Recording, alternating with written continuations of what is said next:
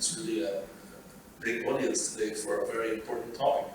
So, the topic I'm going to be talking about, following up on the excellent presentation from Dr. Mariam, is obesity as a target for cardiovascular disease and using the UAE cardiometabolic guidelines as our anchor and perspective. So, this is my contact information if anybody wants to reach out for. So the UAE Cardiometabolic Guidelines was a year-long initiative that was undertaken by the Emirates Cardiac Society and the Emirates Diabetes Society. Really, it's a privilege working with this group of physicians. We learned a lot together, and we came up with a very, I think, innovative consensus guideline in 2023. And I have to say, we came up with this before the CKM guidelines came out from the AHA last year. So we were at least #1 in something.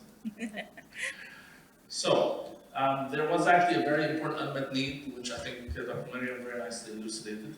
This is the steering committee. I'm sure you know Dr. Wael and Dr. Hassanin and Dr. Fatih Al-Awadi from Dubai Health Authority as well. And this is a star-studded cast of physicians from all the specialties who helped come up with this agenda. Also, Dr. Francesco Cosentino, which I'm sure all of you know. Dr. Wael invited him to be our guest editor as well.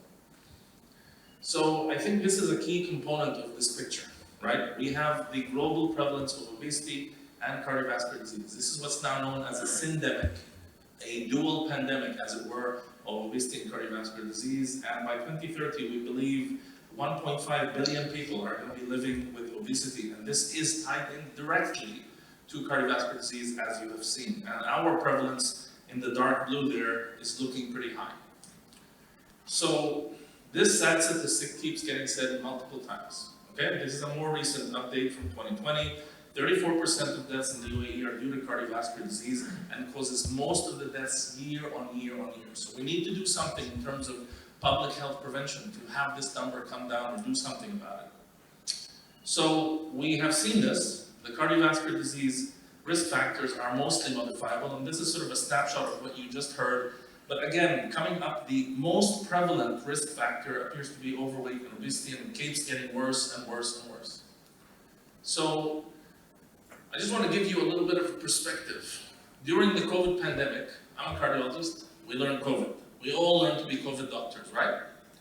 Now we all need to be cardiometabolic doctors since this pandemic is showing absolutely no signs of slowing down or stopping, right? So we all have to learn this science, its medications, its applications, and try to address it to every patient that comes in through the door.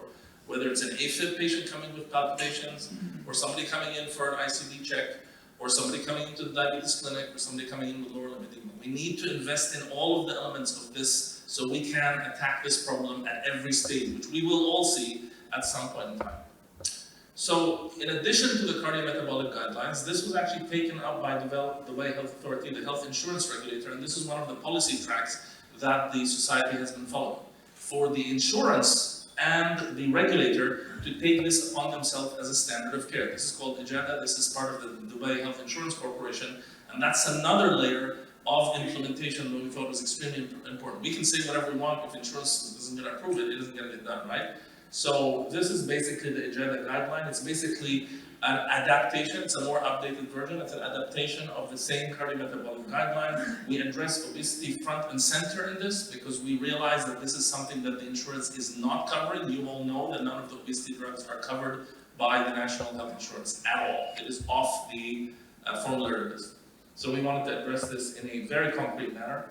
We again talked about metabolic syndrome and its entire risk and the fact that about 1/3 of the population is either diabetic or pre-diabetic and destined to become a metabolic patient.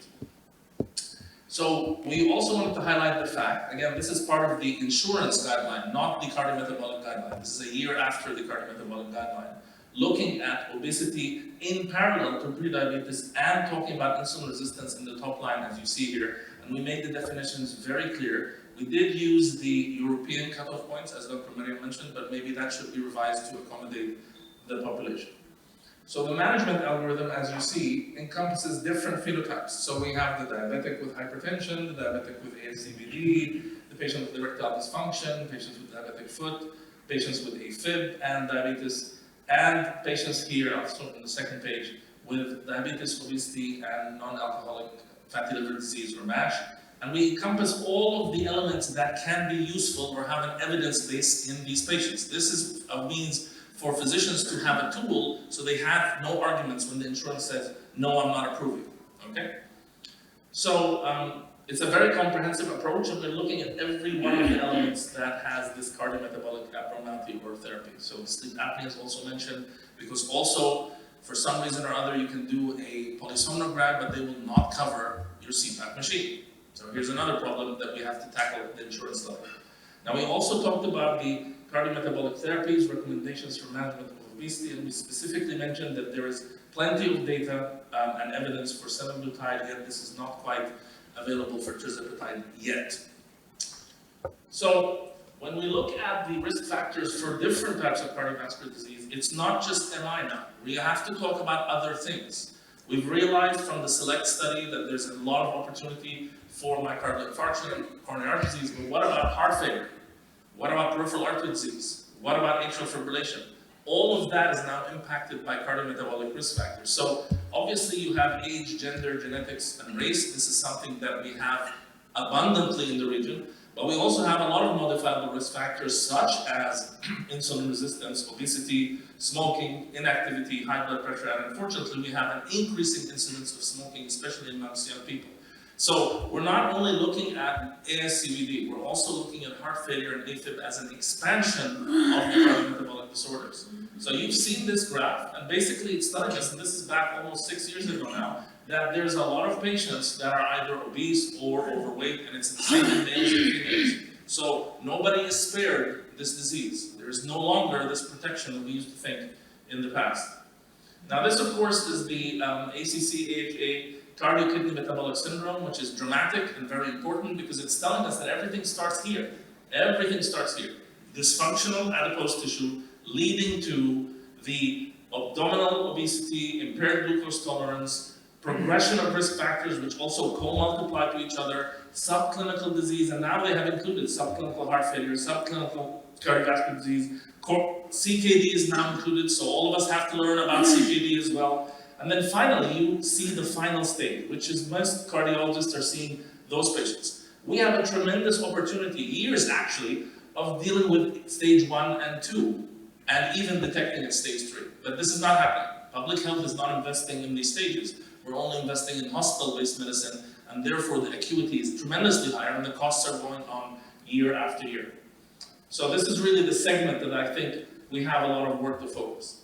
Now, the mechanism that excess weight promotes atherosclerosis. So we've expanded on this in the guideline, but I think it's clear that one, increased BMI contributes to the risk factor itself. So it contributes to blood pressure, glucose, insulin resistance, lipids, and directly inflammation, which now we've seen from the large studies, CRP reduction is a major component of the benefit of these therapies. We also have atherosclerosis, which is accelerated. There is obviously progression of the plaque formation, and then of course you have accelerated thrombosis and reduced antithrombotic factors leading to thrombosis and plaque rupture and events. So you also have the opportunity to attack this problem here before you reach any of that, right? Unfortunately, that's not being addressed properly, and as I mentioned, the insurance company doesn't seem to think that's valuable. So when you look at visceral abdominal obesity, this is actually called a baobab tree. If you've ever seen this, this actually is native to Oman and some parts of Africa. But see this kind of obese baobab tree? It's got a big central obesity. What happened here? Okay, guess it didn't like that. How do we go back to this announcement?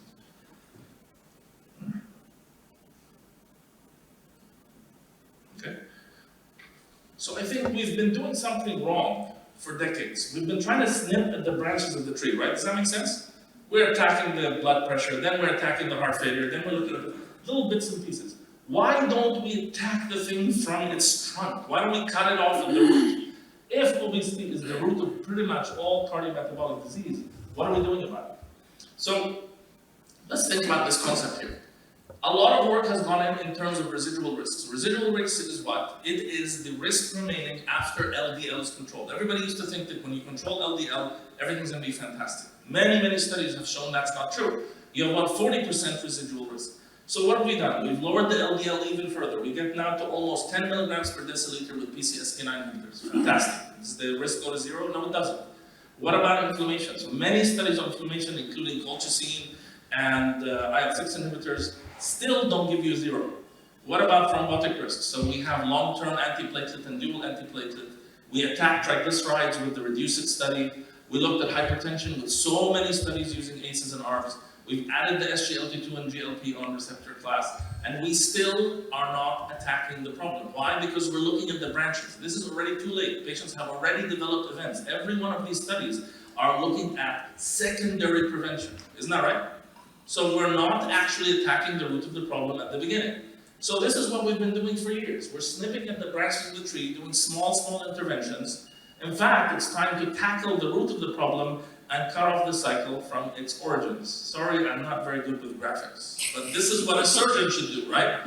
You should just cut the thing off at its root and fix it. So this is the opportunity of a lifetime. And now we have evidence to prove what we said. Everything we said before was mostly epidemiological. Now this is factual data to tackle the problem at the beginning, not wait until it's branched out into a cancer and affect our patients' lives. So from a similar standpoint, we've known this for a long time, cutting the cord basically from starting the progression of CKM syndrome from obesity all the way to end-stage disease and complications. You see it right there, right next to hypertension and dyslipidemia, obesity. But obesity should even be in big, bright red letters. That is literally where most of the work has been missed because we didn't have a lot of evidence and there wasn't clearly a clear knowledge of where this goes. And I think also from the FLOW study, we just realized how much impact it has on the kidney as well, improving cardiovascular outcome. And this is really tackling obesity from a very central standpoint. So this is the central idea between obesity and cardiovascular disease, right? There's lipid turnover, there's a lot of inflammation that's generated, and there's atherosclerosis and conventional cardiovascular disease, right? This is the knowledge we had until the heart failure studies started to come out. We got that from the SGLT2 inhibitors, and a lot more excitement has come out afterwards. Now this incredibly complex slide just shows you how much interaction there is between the visceral adipose tissue, between inflammation, between cytokines, and clearly we now see the impact on insulin resistance, epicardial adipose tissue, as well as CRP, and finally now we have outcomes. We've seen heart outcomes, and I know if you were in London, it was incredibly exciting when they presented that whole meta-analysis of all of the studies together. So now obesity itself isn't just a risk factor, it's actually a driver. Now we've known that weight loss improves the risk markers, right? It improves diabetes and blood pressure control, and also reduces long-term mortality in interventional studies. The prototype was the bariatric surgery. I'm going to show you some data from the UAE. However, until recently, we haven't had CVOTs. Now we do. And I think it really impels us to act. So you've seen how the weight loss impacts directly the risk factors, right? This is sort of an observational fact.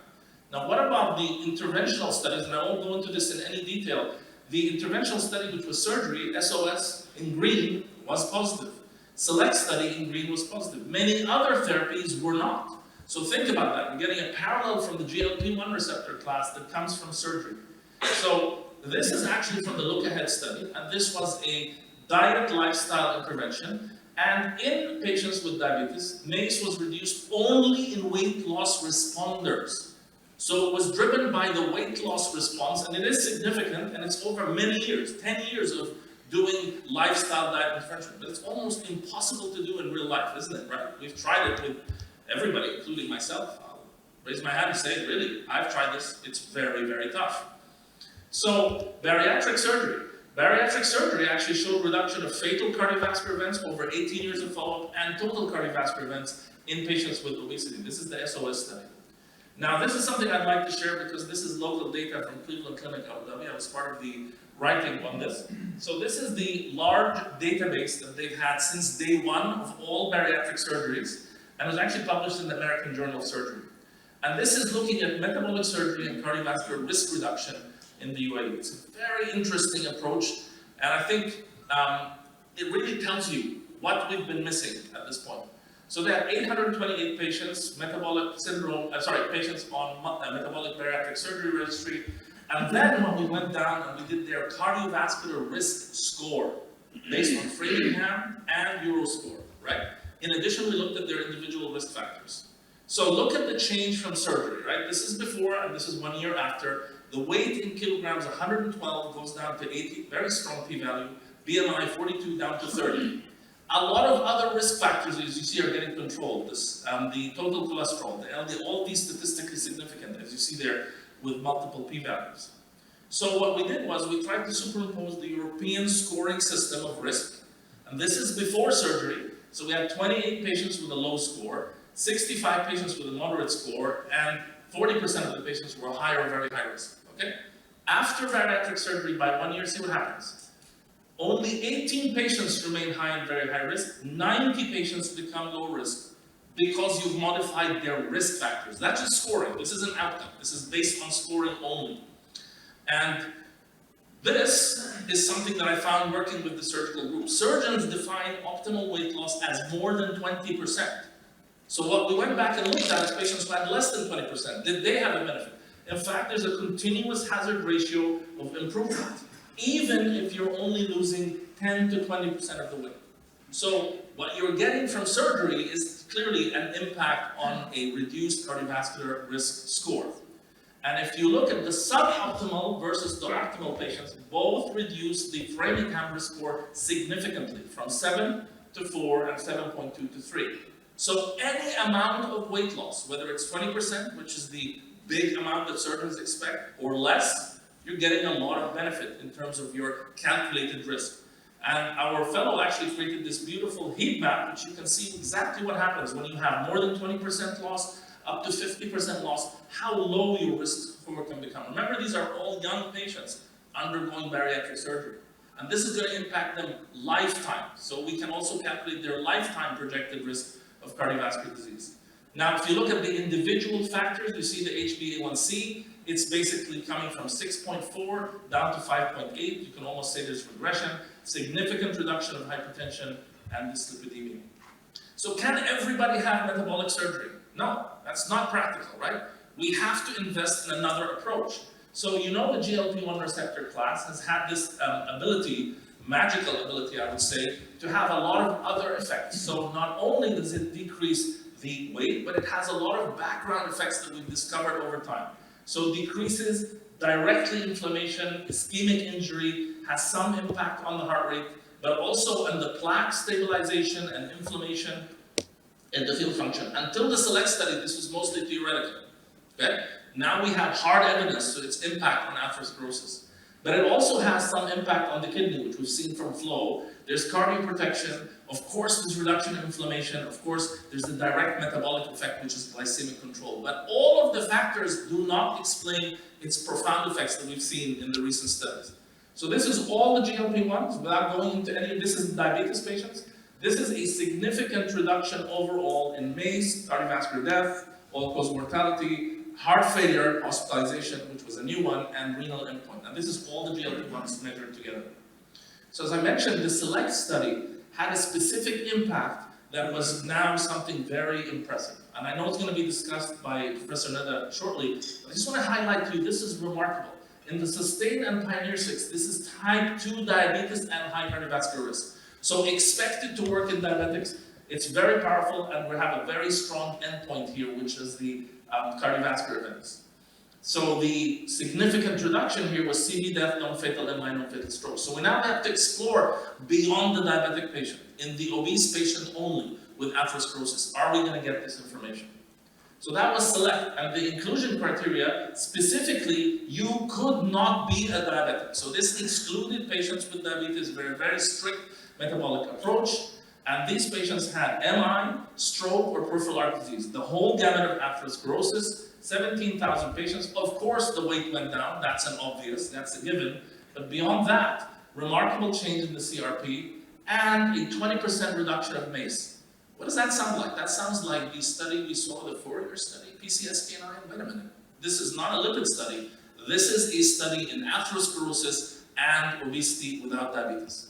So this is telling us that we're missing a huge opportunity, and this was on top of excellent background ASCVD therapy. Remember that. These patients were high-intensity statin, aspirin, ACE inhibitor, the whole gamut, and we still got 20%. These are the confirmatory endpoints, And what I found was remarkable at the end of that whole beautiful presentation was heart failure.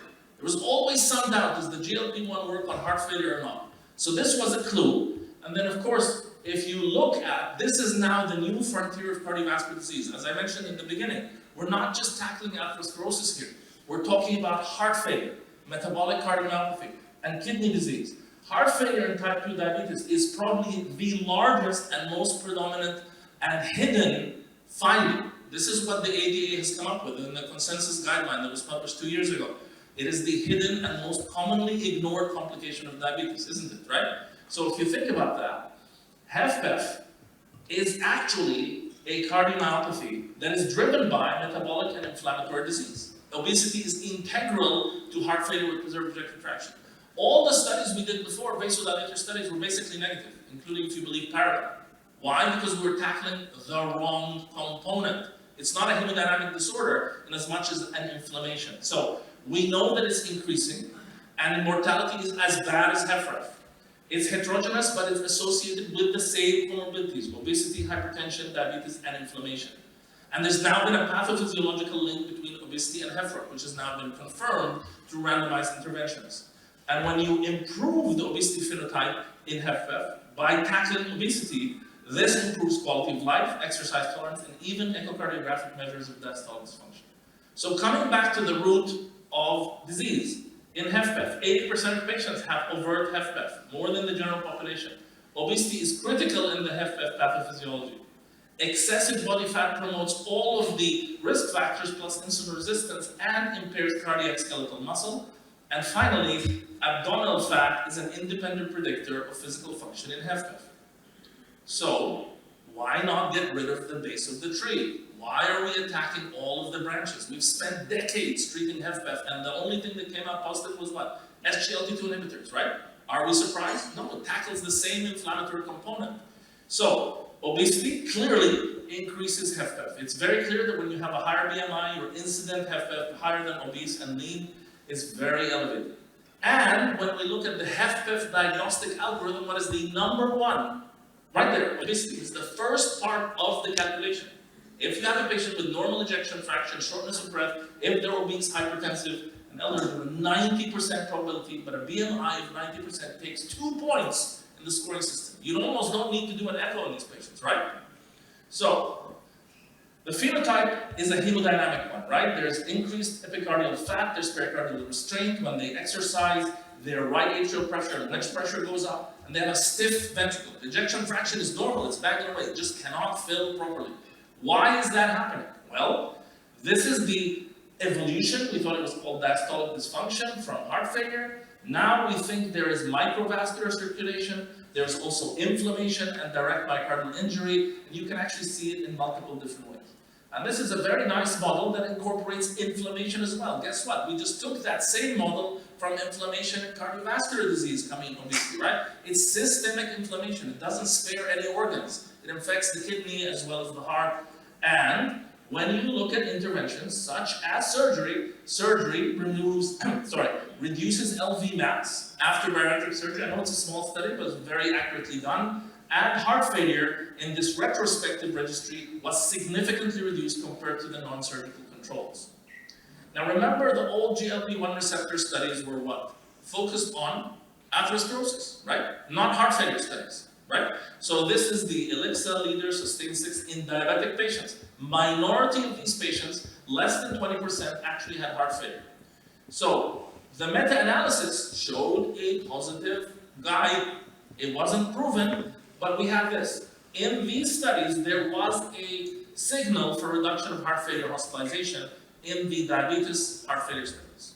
So why was it ESC? And I couldn't resist. This is unbelievable. This is so exciting. This is our new frontier now. We've now discovered a way to treat heart failure with preserved ejection fraction.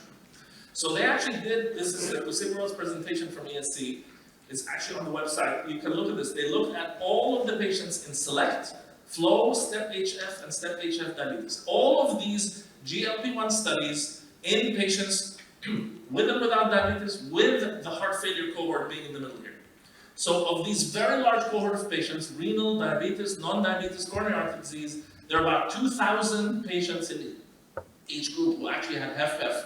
Median age is 64. Functional class quite significant. 2 and 3 and 4 are almost 80%. Ejection fractions primarily above 40 and all the way up to 50%. And only 24% have diabetes. Now the BMI is the key component here actually.